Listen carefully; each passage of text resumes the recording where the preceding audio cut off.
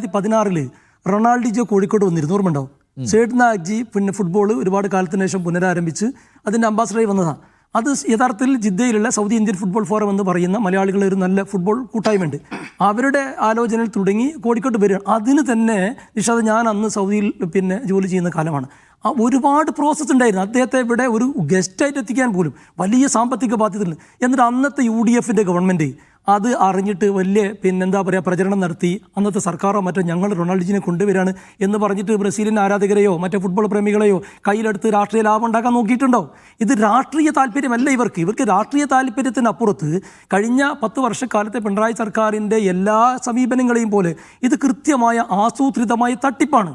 ഞാൻ നിങ്ങളോട് ചോദിക്കട്ടെ, നിങ്ങളിപ്പോൾ നേരത്തെ അഡ്വക്കേറ്റ് പിന്നെ ദീപക് പ്രകാശ് പറഞ്ഞതുപോലെ ഇത് ഗവൺമെൻറ്റിൻ്റെ ഏതെങ്കിലും നിഷാദും സൂചിപ്പിച്ചതുപോലെ നടക്കുകയാണെങ്കിൽ നടക്കട്ടെ എന്നുള്ള രീതിയിലല്ല.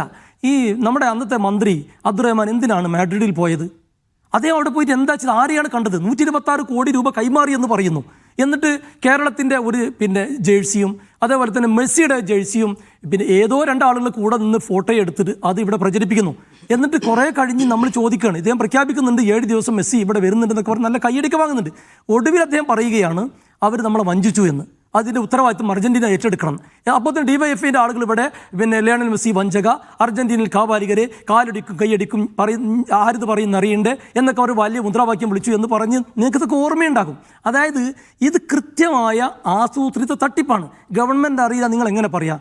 ഇതിനാരാണ് അനുമതി കൊടുത്തത്? ആ യോഗത്തിൽ അന്നത്തെ മുഖ്യമന്ത്രി പിണറായി വിജയനാണ് അധ്യക്ഷൻ. ഞാൻ പറഞ്ഞല്ലോ, പിണറായി വിജയൻ, അബ്ദുറഹ്മാൻ, അതുപോലെ തന്നെ അദ്ദേഹത്തിൻ്റെ PS, അന്നത്തെ ചീഫ് സെക്രട്ടറി, ഈ വിവാദ ചാനലിൻ്റെ MDയും. ഇതിലാരാണ് കേരളത്തിൽ ക്രെഡിബിലിറ്റിയുള്ള ആളുകൾ? നിങ്ങളൊന്ന് പറഞ്ഞുതരി. ഇവർ ഫുട്ബോൾ പ്രേമി, നേരത്തെ നമ്മളെ ഫുട്ബോൾ ആരാധകൻ നമ്മളെ സുഹൃത്ത് പറഞ്ഞതുപോലെ ഈ ഫുട്ബോൾ ആരാധകരുടെ ഈ ഫുട്ബോളിനോടുള്ള ഇഷ്ടത്തെയാണ് ഇവർ ചൂഷണം ചെയ്തത്. ആ ചൂഷണം ചെയ്ത് നമ്മളൊക്കെ പറയുന്നത് ഞാനിപ്പോഴും ഇത് രാഷ്ട്രീയമായ ഒരു ആരോപണമായിട്ടോ അല്ലെങ്കിൽ അവരെ ആരെങ്കിലും മോശക്കാരനെ ഉദ്ദേശിക്കുന്നില്ല. ഇന്ന് ഈ N പ്രശാന്തിൻ്റെതായി വന്നിട്ടുള്ള പുറത്തു വന്നിട്ടുള്ള റിപ്പോർട്ട് വിശദമായി സർക്കാർ പരിശോധിക്കട്ടെ. കുറ്റവാളികളാണെങ്കിൽ അവരെ ശിക്ഷിക്കട്ടെ. നിലവിലെ സാഹചര്യം നമുക്ക് ഏത് കുട്ടിക്കും മനസ്സിലാകും. 126 കോടി രൂപ കൊടുത്തിട്ടുണ്ടെങ്കിൽ അത് അവർക്ക് കിട്ടിയതിന് വല്ല രേഖയുണ്ടാവില്ലേ? അങ്ങനെ വഞ്ചിക്കുന്ന ആളുകളാകും അർജന്റീന. ഇത് മെസ്സി ഒരുപക്ഷെ അറിഞ്ഞിട്ട് പോലും ഉണ്ടാവില്ല. അർജന്റീനൻ്റെ ആളുകളൊന്നും ഇതൊരു വിവരം തന്നെ അറിഞ്ഞിട്ടുണ്ടാവില്ല. ഇവർ മലയാളികളെ വളരെ പരമായി പറ്റിക്കുകയാണ്. ഇന്നിപ്പോൾ അബ്ദുറഹ്മാൻ ഒരു പ്രസ്താവന പുറത്തു വന്നിട്ടുണ്ട്, നിങ്ങൾ ശ്രദ്ധിച്ചോ?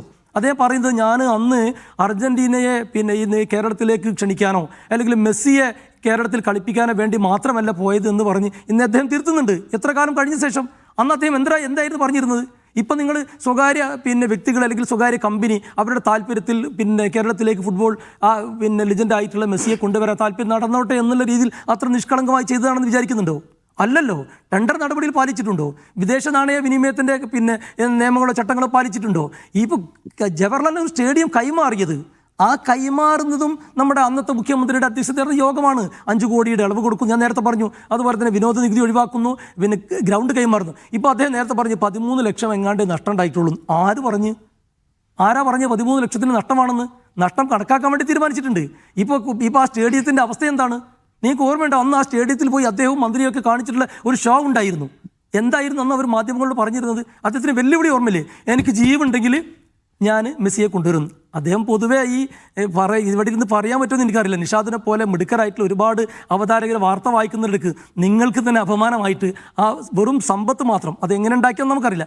ആ വിവാദ നായകൻ വാർത്ത വായിക്കുന്ന, എന്നിട്ട് കള്ളത്തരങ്ങൾ UDFിനെതിരെ പറയുന്ന, അതുപോലെ തന്നെ CPM ന്യായീകരിക്കുന്ന, അതിനുള്ള പ്രത്യുപകാരമായിരുന്നു ആ ആസൂത്രിത തട്ടിപ്പ് എന്ന് നമ്മളിപ്പോൾ സംശയിക്കുകയാണ്. ഇന്ന് പോലും ആ ചാനൽ കള്ളവാർത്തകൾ കൊടുത്ത് മാപ്പ് പറയുകയാണ്. നിങ്ങൾക്ക് പറഞ്ഞു, നമ്മൾ ഈ ഇരിക്കുന്നതിന് തൊട്ടടുത്താണ് ഹൈലൈറ്റ് മാൾ അല്ലേ നിഷാദ്?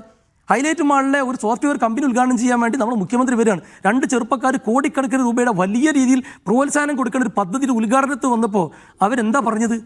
കോഫി ഷോപ്പ് ഉദ്ഘാടനത്തിൽ വന്നു.